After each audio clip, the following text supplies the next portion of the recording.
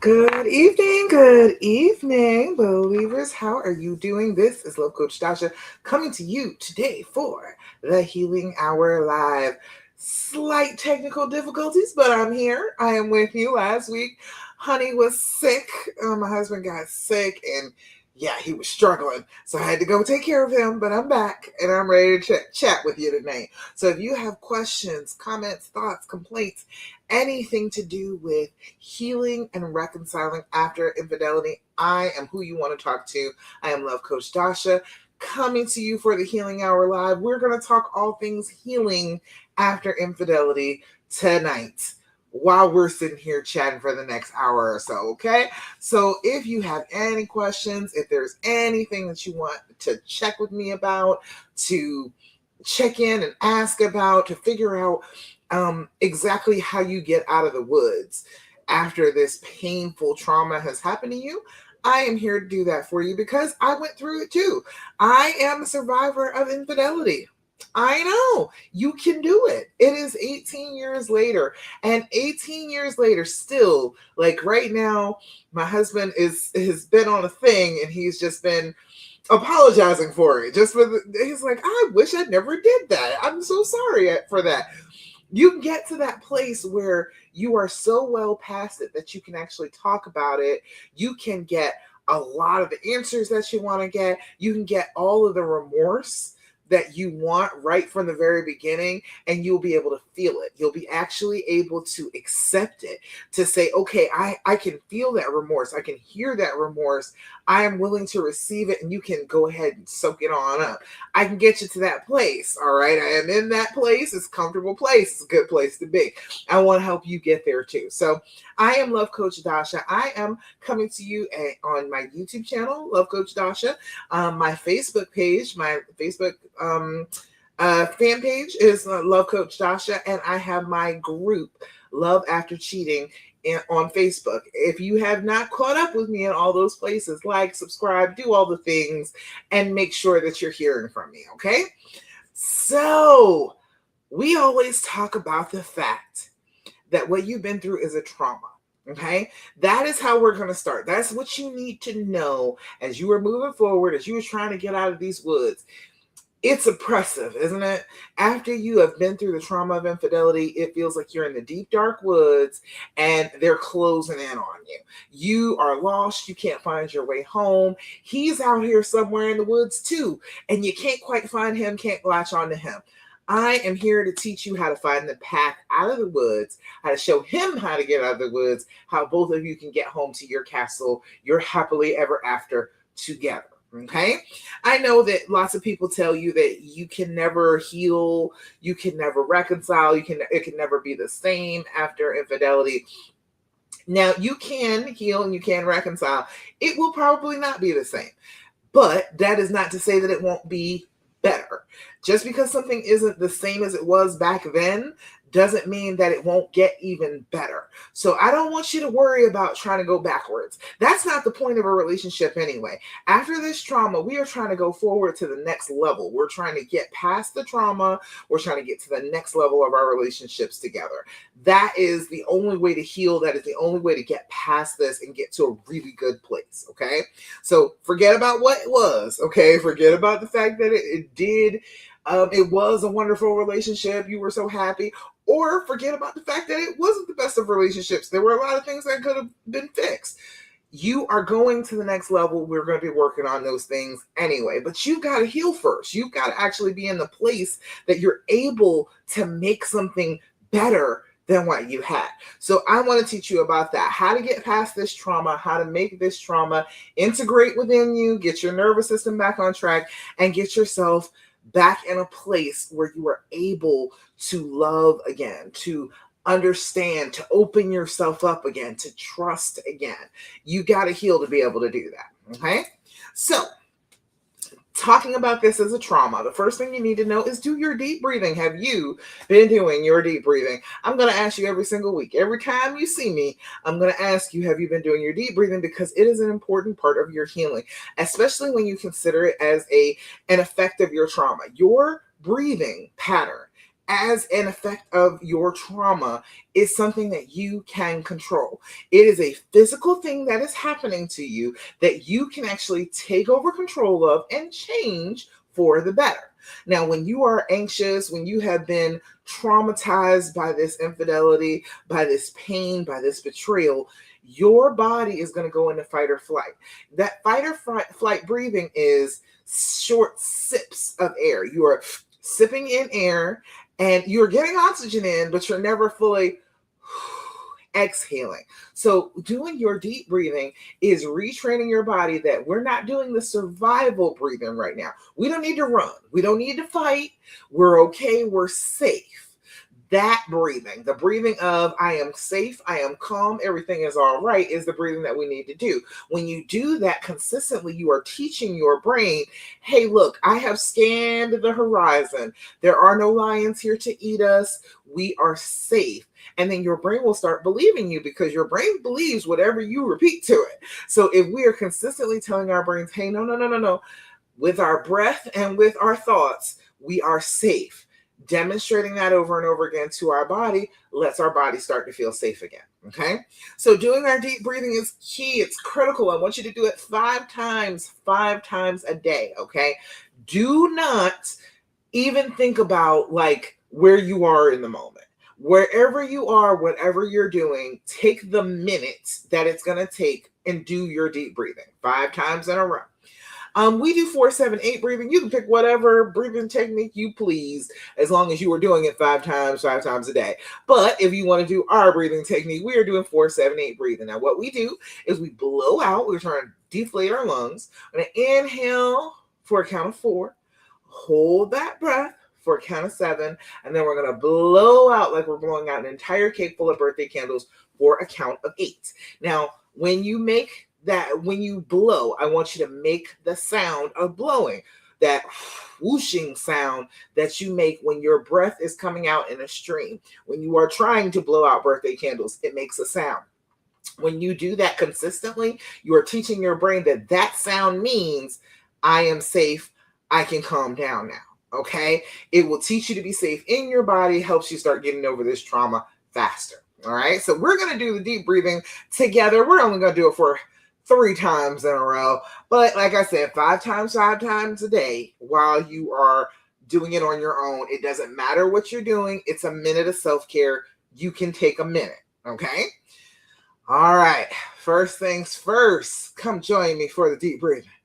First things first, we're going to blow out. Inhale through your nose. 2, 3, 4. Hold it. 2, 3, 4, 5, 6, 7. Blow out. 2, 3, 4, 5, 6, 7, 8. Again. Inhale. 2, 3, 4. Hold it. 2, 3, 4, 5, 6, 7. Blow out. 2, 3, 4, 5, 6, 7, 8. Last time. Inhale. 2, 3, 4. Hold it. 2, 3, 4, 5, 6, 7. Blow out. 2, 3, 4, 5, 6, 7, and 8. It's beautiful. How does it feel when you do your deep breathing? Let me know. Put it in the comments. I want to hear about your experience with the deep breathing. I swear it works, okay? It is one of those things that is so simple that people believe that it doesn't really work. But if you are doing it and you're doing it consistently, it works. It makes you feel better. It settles you down. It makes your thinking a little bit clearer. You may get a little sleepy. If you've been going through this trauma for a while and you haven't been resting well, it might make you a little sleepy. Some people, it makes them a little wired up. They get a little energy boost from it. Put it in the comments. However, the deep breathing makes you feel when you're doing your deep breathing on a consistent basis. Okay? All right. I gotta plug my laptop in. There we go. All right. Second thing that we're always going to talk about every time we get together. Oh, Lord. There we go. All right. Every time we get together, we are going to talk about doing your journaling. Have you been doing your journaling? I need you to do that, okay? That's another one of those things. People think it's such a simple thing that, oh, it doesn't really matter if I do it or not. Trust and believe it matters. If you are doing your journaling on a regular basis, you've got a place for your thoughts to go. You've got a place for all those terrible, negative, repeating thoughts to be put down so that you don't have to carry them all the time. You've got a place that your brain can set down these thoughts and say, okay, it is down, it is safe, it is in the special book. All right, I can come back to this later. She's not going to forget. This is important stuff. I can come back to it because it's in the special book. All right. That's what I need you to do. Be writing down what is going on inside your head, inside your journal. I want you to do this 5 minutes, 5 minutes in the morning before you get out of bed in the morning, just 5 minutes of whatever bubbles to the surface first. Whatever comes up top of mind, that is what you need to journal. You can't journal the whole thing, everything that has happened, everything that you're feeling, everything that you've gone through. You can't journal all of it at the same time. What you're doing when you're journaling, just what comes to mind first, is showing yourself what's important. What is on your mind? What is stressing you out? What is the part that you need to work on healing today? You can't fix it all in one day. That's not going to happen. Don't even expect that. But as you are piecing these things together, you will see that there are patterns to the things that you are thinking, to the things that you need to worry about, the things that you need to work on. So if you are finding the patterns, that means you're going to find your triggers. You're going to find the things that trigger you and make you feel like crap. If you do that and you're doing that on a consistent basis, you will get ahead of the triggers. The triggers will not be chasing you anymore. You will know what they are. You will know how they make you feel, and then you will have your opportunity to make up a system, things that you can do that will make you feel better when they happen. Okay. And shucks, you can even start to prevent them. You can even start to prevent them from happening by being aware of what they are and when they're going to happen. Okay.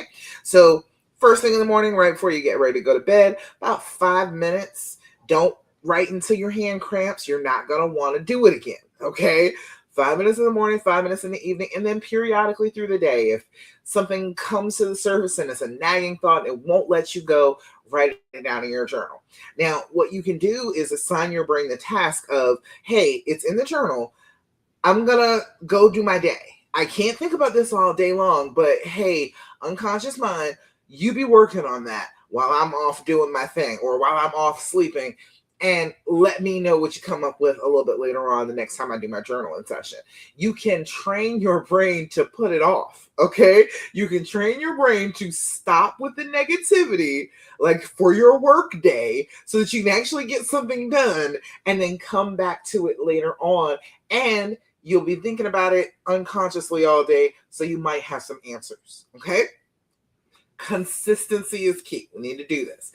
Also, when you're doing your journal, you need to do your date, your time, and your level of anxiety. Your date and time will give you clues about when things happen so you can anticipate those triggers. You'll know when they're going to happen because you will see them playing out over and over and over again. And then your level of anxiety is to show you, number one, it does work to journal. It does calm you down. It does center you a little bit more. And it's also to show you that you have really good days. When you are writing in your journal, okay, you're doing it consistently, but today you're feeling good. Today you have zero anxiety. Everything is great. Write that down because trauma will affect your memory. Trauma tells you that everything is bad all the time. You never have any good days. It's all awful. And when you write in your journal, hey, today was a zero day. Today was a day where I had just no anxiety whatsoever. I was feeling great. Things were going well. You can go ahead and prove that your brain is lying to you the next time it's like, oh, everything is awful at all times. You'll know that that's not true. Okay. All right. So level of anxiety, 0 to 10. 0 is no anxiety whatsoever. Everything is great. All is right with the world. Okay. Then there is a 10. A 10 is I want to rip my hair out, tear my clothes off, run screaming down the street naked. It is a loss of control. That is a 10. We are so far beyond okay that we have lost control of ourselves. You're not often at a 10. Okay, it feels like it some of the time when you are dealing with this, the feelings come in waves and it's just overwhelming, but you're still in control of yourself. A 10 is I have lost control of myself. I am doing something that I would not normally do because the trauma has gotten so overwhelming to my nervous system that I have to do something that is not within my character. All right. I'm throwing the remote control at his head. I'm trying to run him down with a car. I'm getting the police called on me. The neighbors are concerned at this point because they keep hearing what's going on in my house. That is where you have lost control. Now, that's not going to happen very often. That's comforting, okay? That is comforting to know that you have not reached the pinnacle of the distress that you could be feeling. That gives you a little bit of leeway, gives you a little thing to work with. You're like, okay, it could be worse. I'm going to appreciate this 9 right now because I'm not at a 10. The neighbors don't want to call the cops on me, okay? All right, so you're doing that. Doing this consistently is going to show you what the patterns are. You'll be able to deal with the trauma a whole lot better if you've got a book that is full of what is going on with you, okay? All right, third thing that we're always going to talk about every time we get together, I'm always going to remind you of it. I need you to develop an attitude of gratitude. I know it is difficult to find gratitude when you are in so much pain. This trauma from this infidelity is kicking your butt and you feel the grief, okay? You are sad. You are considering the things that you have lost. If grief is the problem, gratitude is the solution. If grief, feeling badly over something you have lost is what the problem is, then feeling good about things that you have is the solution to that. That is the opposite feeling. We're trying to go for the opposite one, all right? We're going to consider the things that are just in our lives that we're just so grateful for. I am so grateful for the fact that my husband is still, all these years later, still shows remorse, still realizes how bad he messed up and tries his very best. And this is why I do this, tries his very best to show me that I was right to believe in him, to give him another chance, to reconcile, to heal together, to love him again. Okay. He is showing me. I am grateful for that every single day. You can get there. You can get there. I promise. It's not that far away. It seems like it is, but it's not. You can get there too.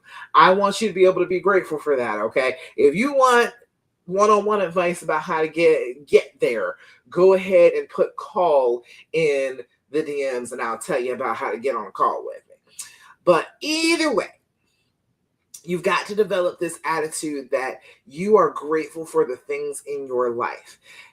Your life is this amazing tapestry of good and bad things, okay? You were never promised that you were going to have all good. Nobody told you that. Nobody gave you that false hope that you were going to have all good things. There are some bad things that have happened, including this infidelity. However, there are so many things each and every day that you can be grateful for. I'm grateful that I have money on my card. I can go get a snack when I want to. I am grateful for Wi-Fi. I am grateful for being able to watch movies. I saw Everything Everywhere All at Once the other day. Blew my mind. Excellent movie. I am grateful that I got to sit down and watch that with my honey. Finally, I kept on planning it and just never got to it. I'm grateful we finally got there. There's so many little things every day that you could just be grateful that are in your life. And if you're consistently looking for those things, that starts to counteract the effect of the trauma on your brain after the infidelity. Your brain after infidelity wants to think that everything is awful. So if you are consistently making your brain come up with things that you are happy are in your life, your brain will learn that that's what you want, and it will continue to give you those things. It'll be like, oh, hey, look, what about this thing? Aren't you grateful for this? It will start presenting you with things without you even having to think about it very hard. So I want you to be consistent about that. Every day when you open your journal, put 5 things that you're grateful for that day.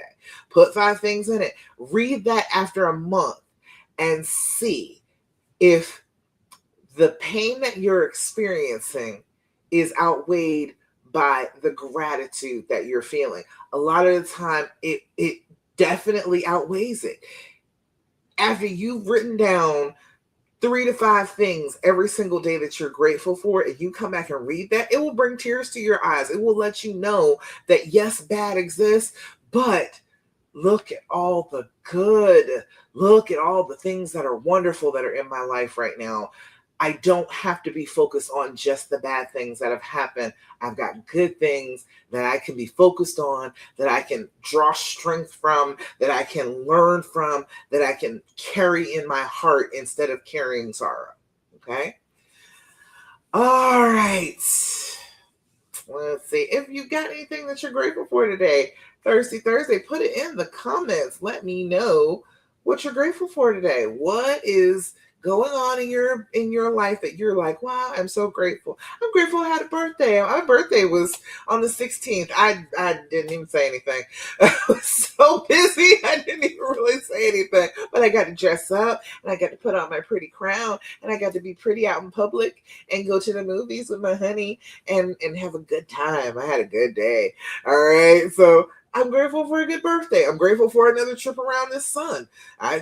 You might not get that. Every day there's somebody who ends their trip around the sun. Every day that happens. You just don't happen to be one of those people. Aren't you grateful for that? Anyway, we've got our gratitude practice. Now, one last thing before we move on to the lesson for today. I'm going to need you to stop asking him all those damn questions about the affair. I swear. Seriously, I want you to feel me on this, okay? You have enough information. You have enough. You have learned enough about what he did. This was a betrayal. However you cut it, however you slice it. I see arguments online sometimes about what kind of betrayal is worse. Is it worse that it was an emotional affair and his heartstrings were all tugged, or is it worse that it was a physical thing and he was just so attracted to her? None of that matters. It is a betrayal. That's it. A betrayal is a betrayal is a betrayal. You are trying to heal from being betrayed by somebody you love very much. That's a trauma. It does not matter the levels. What is it? People trying to compare sins. Okay, it's bad. That's what it is. You've got enough information.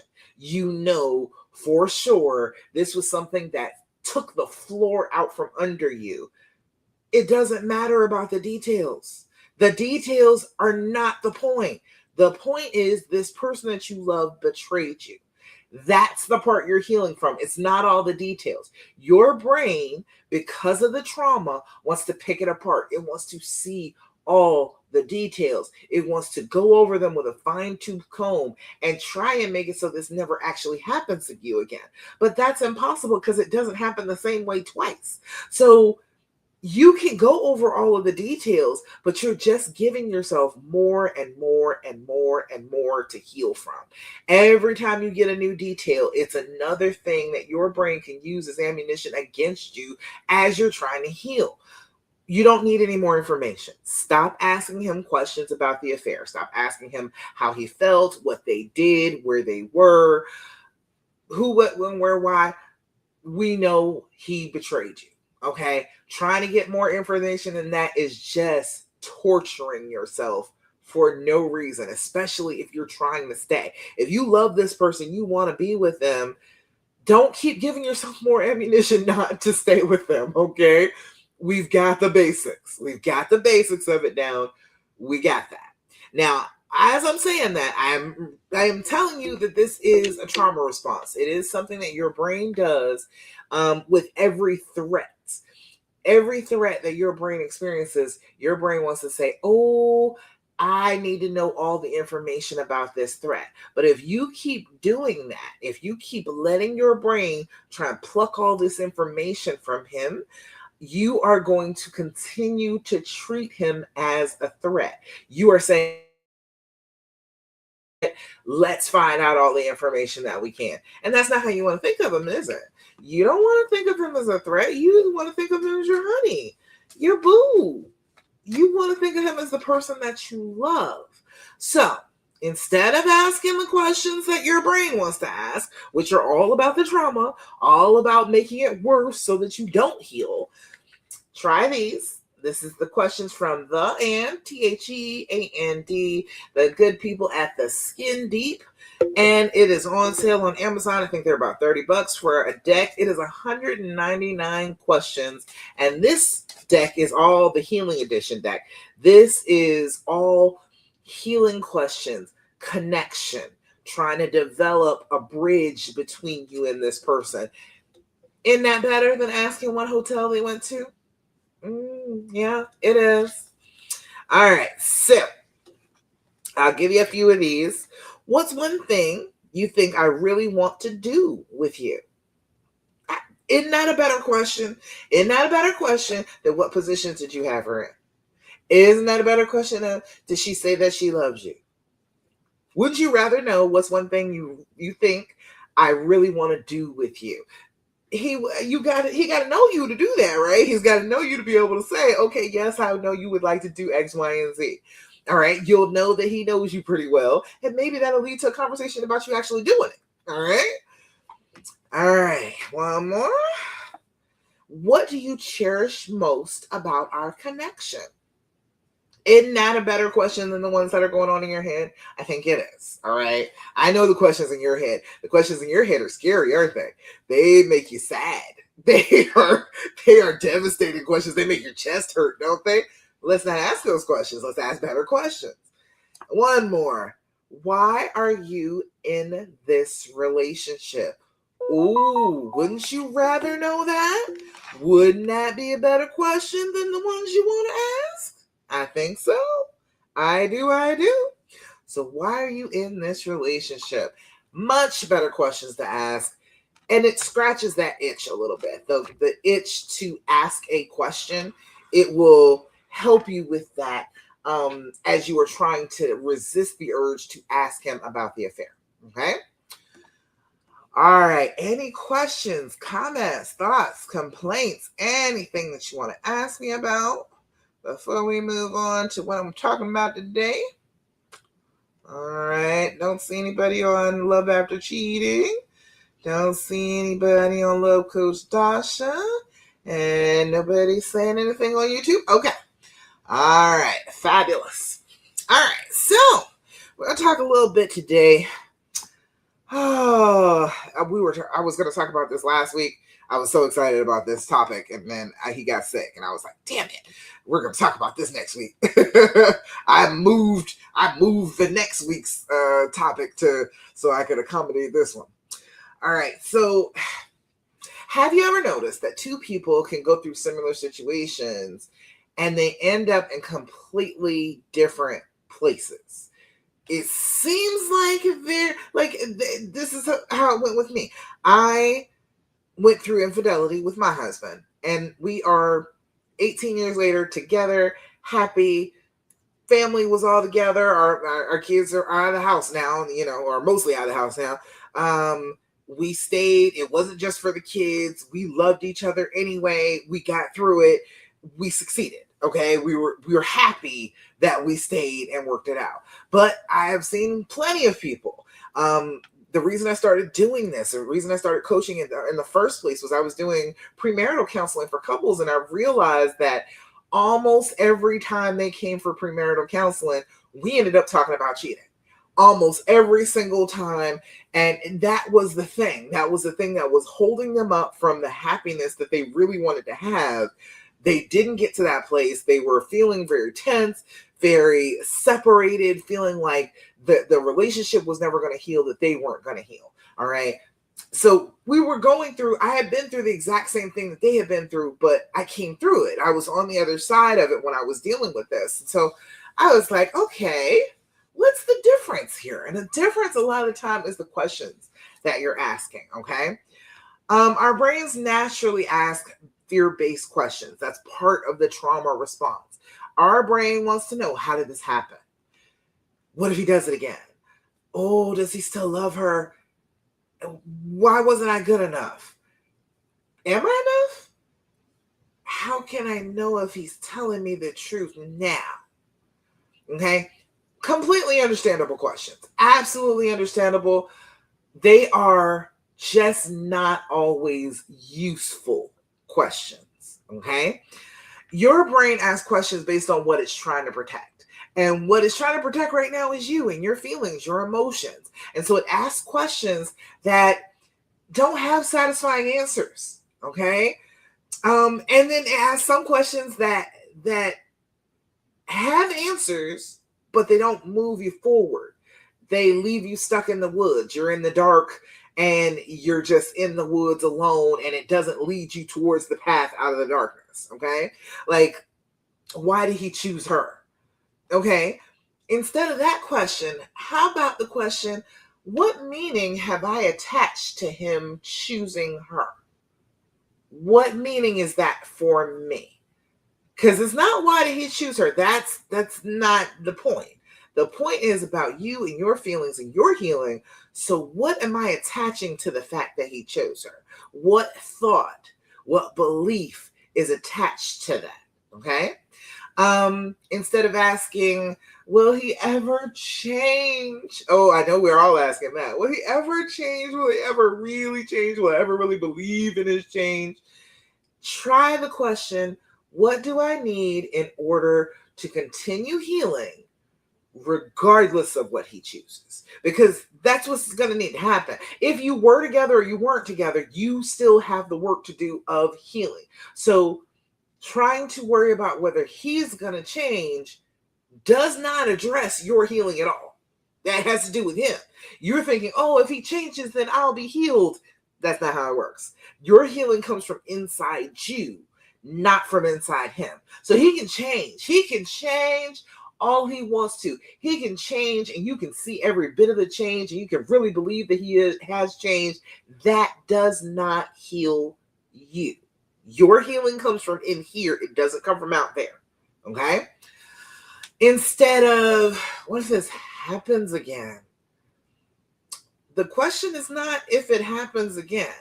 The question is, if it did happen again, do I trust myself to be able to handle it? Could I do that?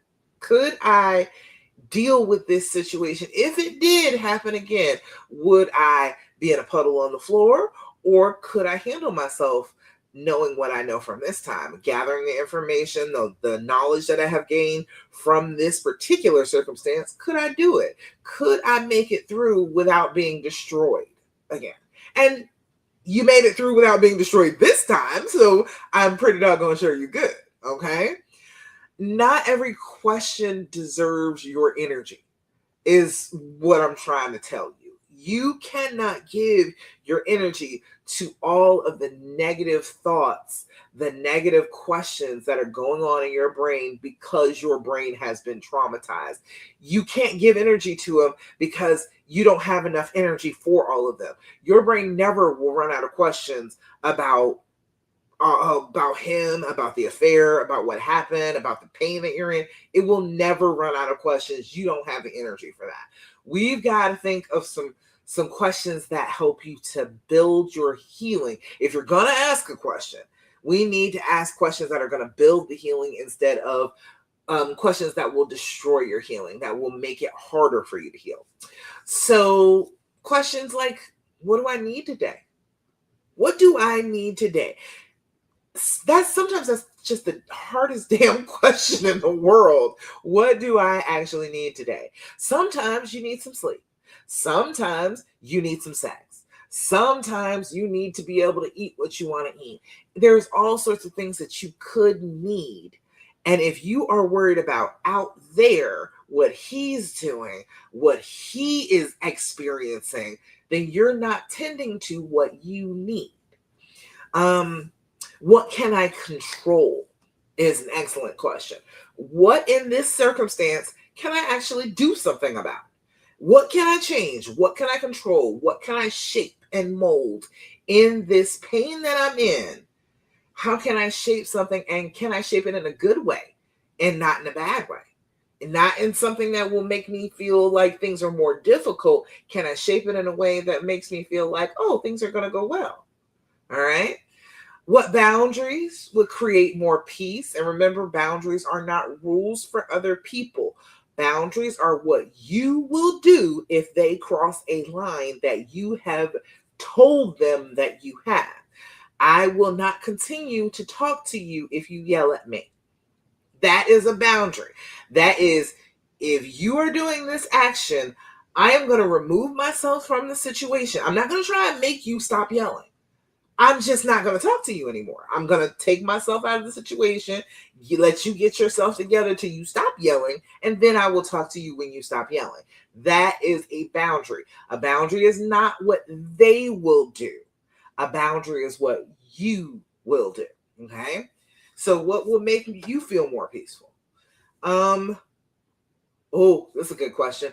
What would your healed self do next? We know what the hurting version of you has been doing, what it wants to do. It screams about what it wants to do.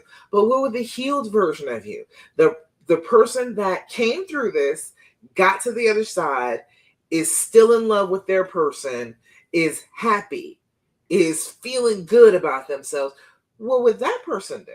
Because that's where you're trying to get, right? So maybe we should do what that person does. All right. What stories am I telling myself? Oh, please. If you don't leave with anything else that I have said tonight, please ask yourself this question on a regular basis. What story am I telling myself? I'll tell you a story, and I bet you this, you might not think it's your story, but I swear it is the story almost every single solitary time I work with a woman on this issue, on infidelity. Their story is usually, I love him more than he loves me. My love is worth more. My love is bigger. My love is stronger. He doesn't love me the way that I love him. Is that your story? Put it in the comments if that is your story, because I swear that is a common story. That is a story that women tell themselves all the time. I had to actually start telling myself the same thing. I had to tell myself on a regular basis, he loves me different, but he loves me just as much, because we all show love differently. He loves me deeply. I love him deeply. My love doesn't take away from his love. And just because he doesn't do the things that I would do because I love, doesn't mean that he doesn't love. Okay? Everybody experiences it differently. Everybody does it differently. So you can't sit there and just assume that your love is the more important love. If you have experienced this, put it in the comments. If you, in the back of your head, the story that you're telling is, my love is worth more than his love, I love him more than he loves me, put it in the comments. All right. And then asking yourself, is this a fear or is this a fact? Facts can be confirmed. Facts can be corroborated. Facts are independent of your feelings. They are real. So if you're just feeling something, and then when you're like, okay, if I take my feelings out of this, actually, I wouldn't think that was true. All right, then that's a fear. That's not real. That's something you are responding to that is not actually physically concrete in your world, that doesn't have to be a thing that keeps you stuck. It doesn't have to be a question that nags at you forever. You can determine, okay, well, this is not a fact. I can let this go. It's just something I'm afraid of, and fears happen all the time. So write down a couple of those. What I need today, what can I control? What boundary would create more peace for me? What would my healed self do next? What story am I telling myself? And is this fear, or is this fact? Write a couple of those down and ask yourself those questions. When your brain, you'll hear, you won't even realize that your brain is doing it.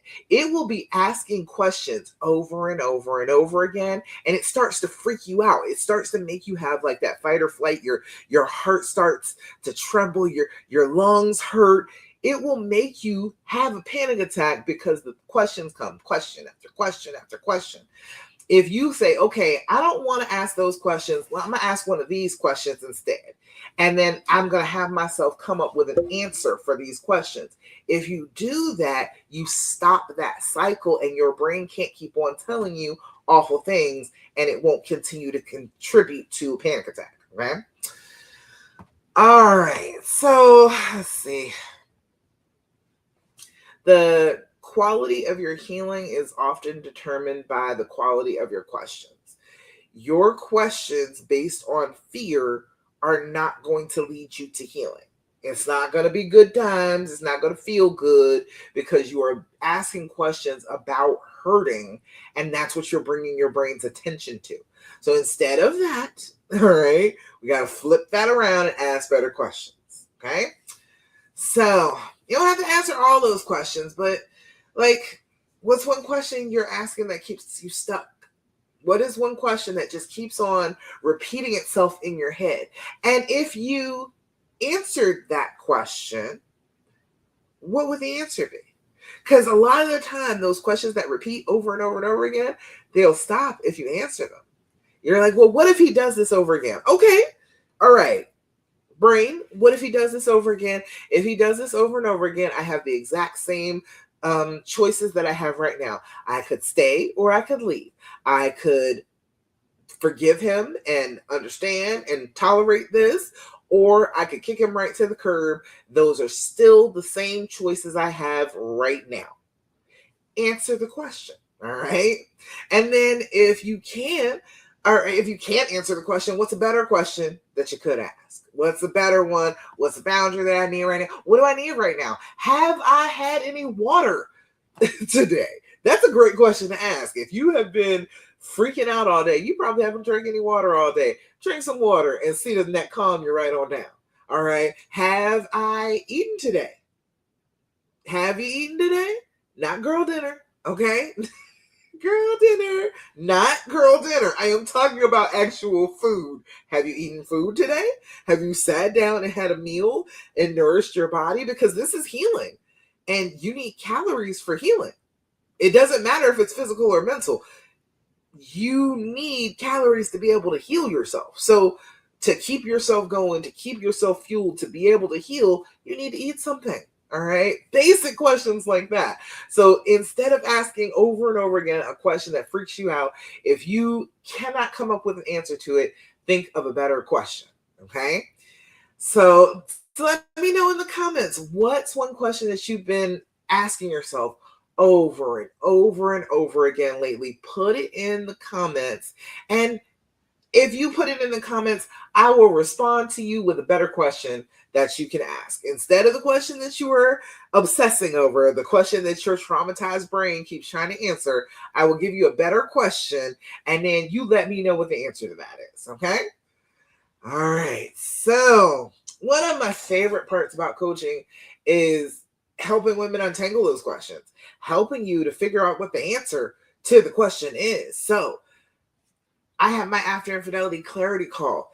You can get clear. You can get some clarity on the questions that you have in an hour-long conversation with me. It's $111, 111.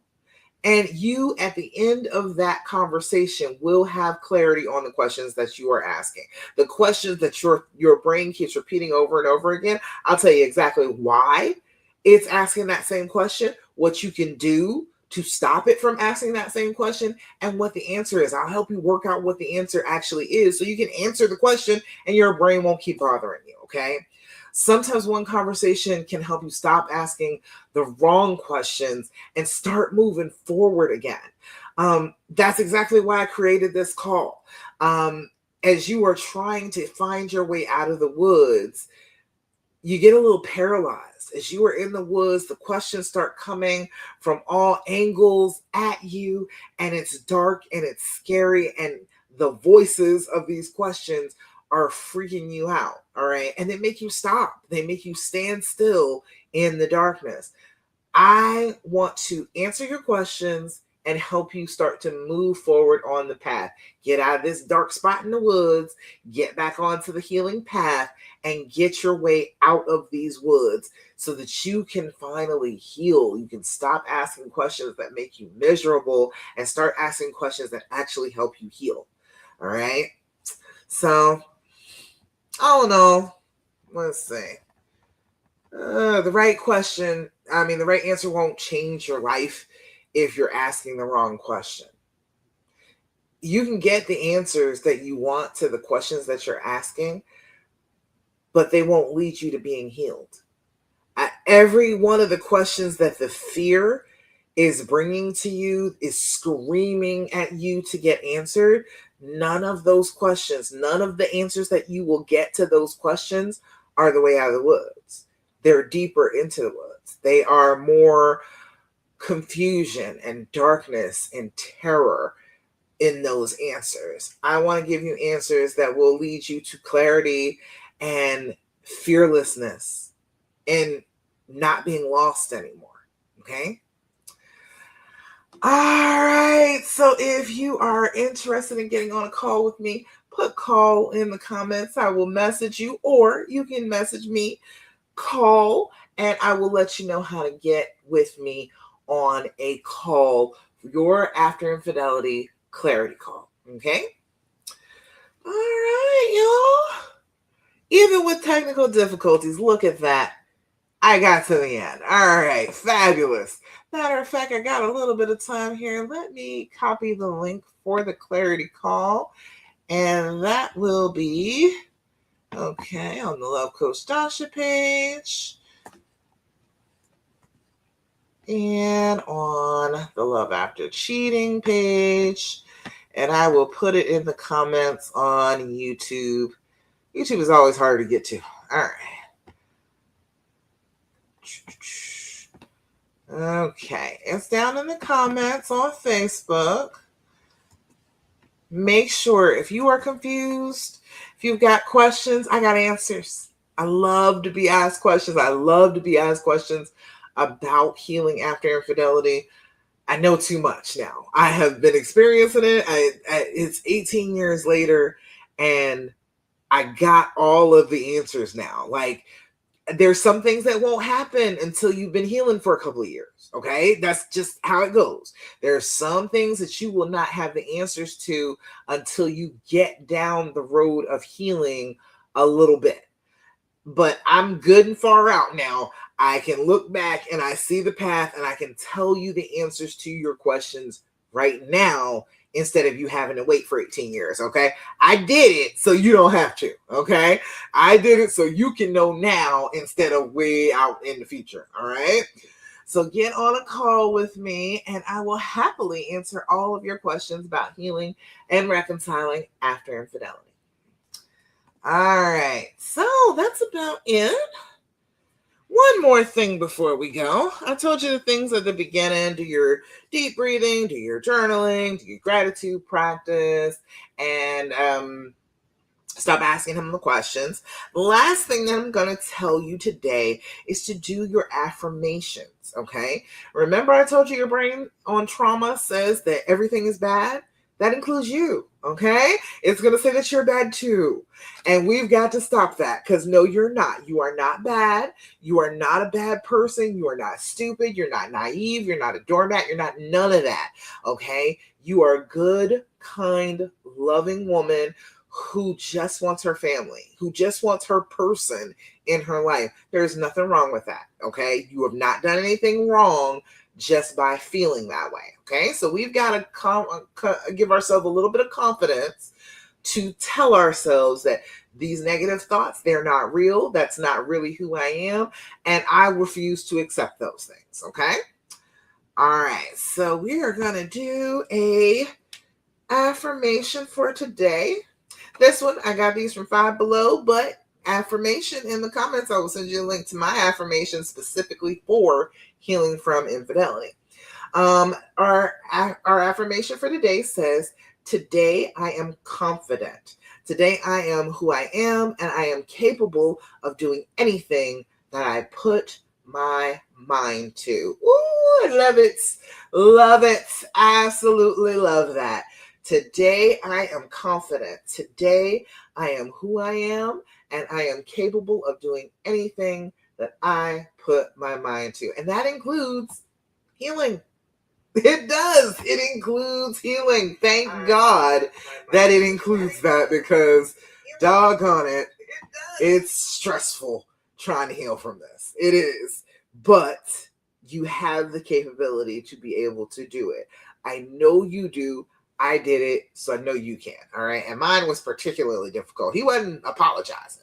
He wasn't trying to act right. Okay. If you got one and he's like, oh, I'm so sorry, I did this. I'm going to try and do better. No, mine wasn't doing that at first. Okay. Not at all. So if you've got a man who's a little difficult about the whole situation, definitely talk to me, because mine was a little difficult too. But if you got one and he's like, oh, I'm trying really hard, and you're just like, I just don't know how to forgive you, that's going to be a pretty easy conversation. We are going to be able to come up with a few things that are going to make you feel better, get you moving towards healing. But even if he's difficult, we're still going to be able to move you towards healing. We are. All right. So do the practices. Do your deep breathing, do your journaling, do your gratitude practice. Stop asking him all those questions about the affair, and do your affirmations to feel good about you. All right. And more than anything else in the whole wide world, I want you to not do what the fear and the pain and the trauma are telling you to do. Whatever they say to do, and it's usually a scream in your head, whatever those feelings are telling you to do the exact opposite of it. The things that your fear and your pain want you to do, those things are always going to lead you to hurt more. Now, you don't have to do that, okay? You can do the opposite of those things, and then you can feel good. You can feel like you are actually healing, because those are healing things to do, okay? Don't do what the fear and the pain say. Do the exact opposite. You'll be on the healing path, okay? All right, y'all. That's about it. Thank you so much for joining me for the Healing Hour Live. If nobody has told you today, you are trying to heal from infidelity, and I love you for that, and I am so, so proud of you for that. We need more loving, understanding, compassionate people in this world, and the fact that you are leaning towards trying to do unconditional love, that is a beautiful thing, and you should be patted on the back for it. You should be given all the help that you can possibly receive to be able to do that, because not everybody does that.